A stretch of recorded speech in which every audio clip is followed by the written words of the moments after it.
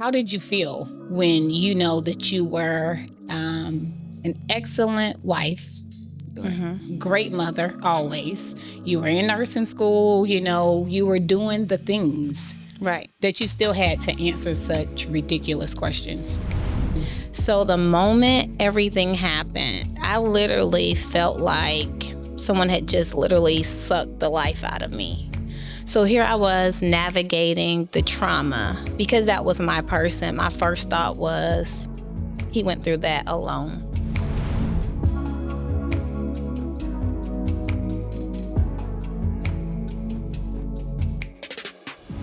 So I have to keep it together because you know how this topic is for me. So when you say strength, and strength is not always our portion, it's not. But there is no way that we can talk about, how like you becoming a widow and I not acknowledge your strength.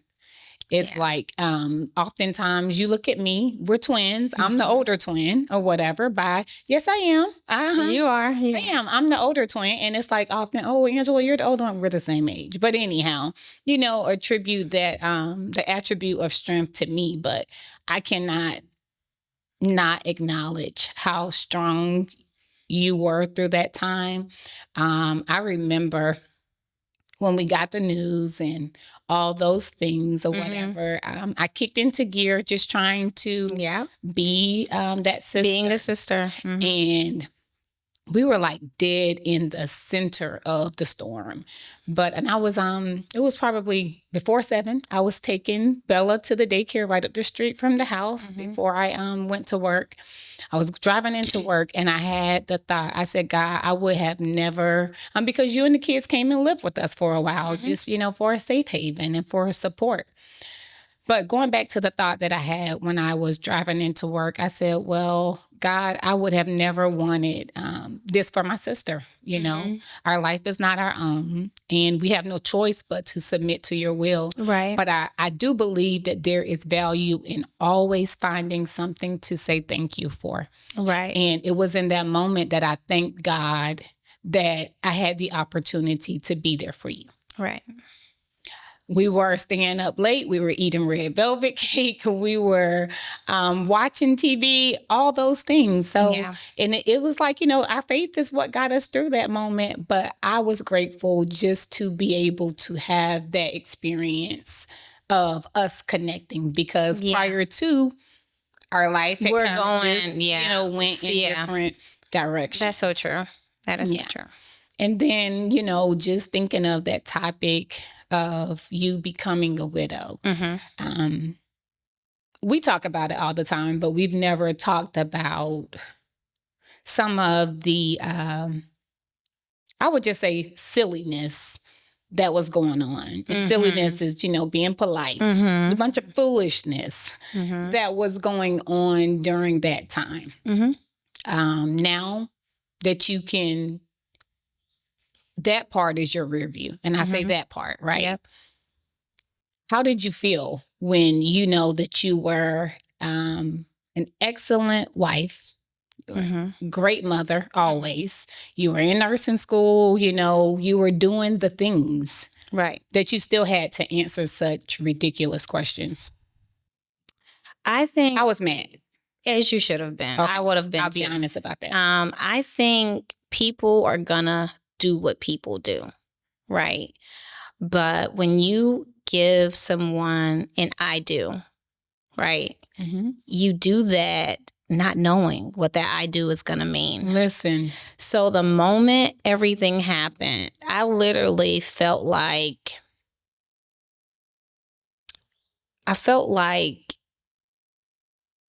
someone had just literally sucked the life out of me. So here I was navigating the trauma of saying, that happened because we know what happened. Yeah. Because that was my person, my first thought was, he went through that alone. Right. Yeah. There was nobody around him that cared for him. I don't know if anyone called 911. We know someone did. Yeah. Right. We now know. We now know that. We now know. I don't know. I felt hurt that I couldn't be there for him. Right. Because and that's love. I gotta say that is what I signed up for. Mm-hmm. Right. So on that day, it became for worse, you know, because that was the worst case scenario to me. Mm-hmm. So to answer your question about the people, obviously I was angry, Mm-hmm. right? Because no marriage is perfect. I was angry. I was confused. I knew how we arrived at the point, but I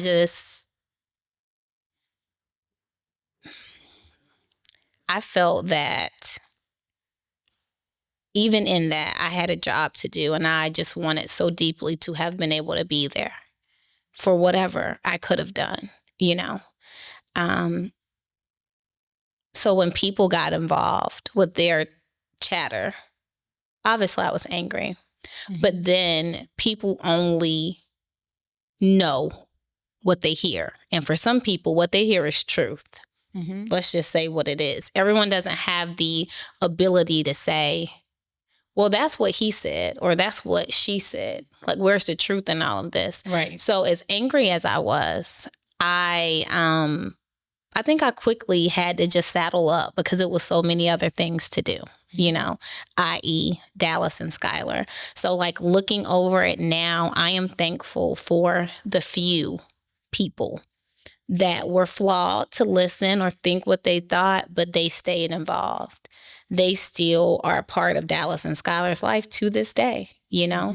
Mm-hmm. And for me, that's the silver lining. Like, I was able to, with the strength of the Lord and family, friends, I was able to move through that space. Mm-hmm. And I can still do that with love, you know? That situation. What is it, you know, that allows you to still love, you know? Because love is pure. It's pure as well. And so for me, I never was looking for a fairy tale, if that makes sense. I never wanted one, to be honest. Oh, wow. Fairy tales are kind of boring. Yeah, I never. Okay. Well, that's good to know. I never wanted a fairy tale. I wanted what was true and what was real. And as flawed as that may have been, I had that. And I'm okay with.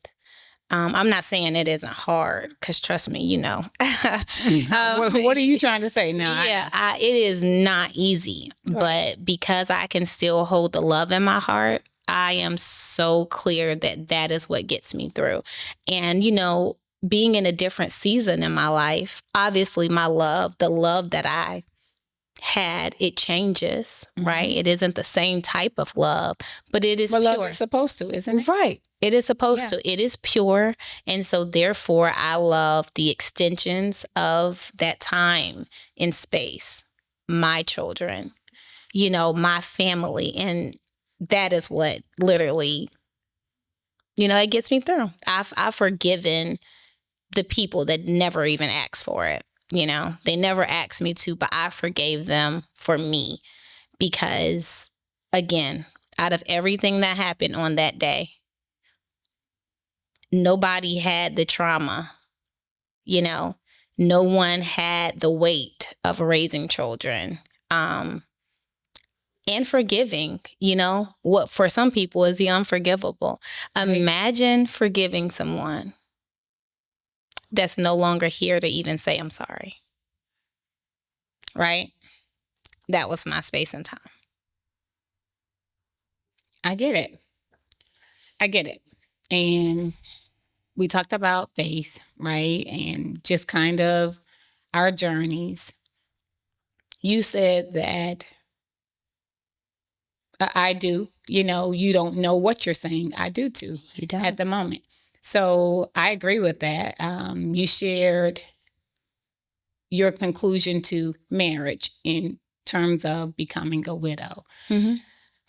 We're twins, but our experiences are so unique still. Yep.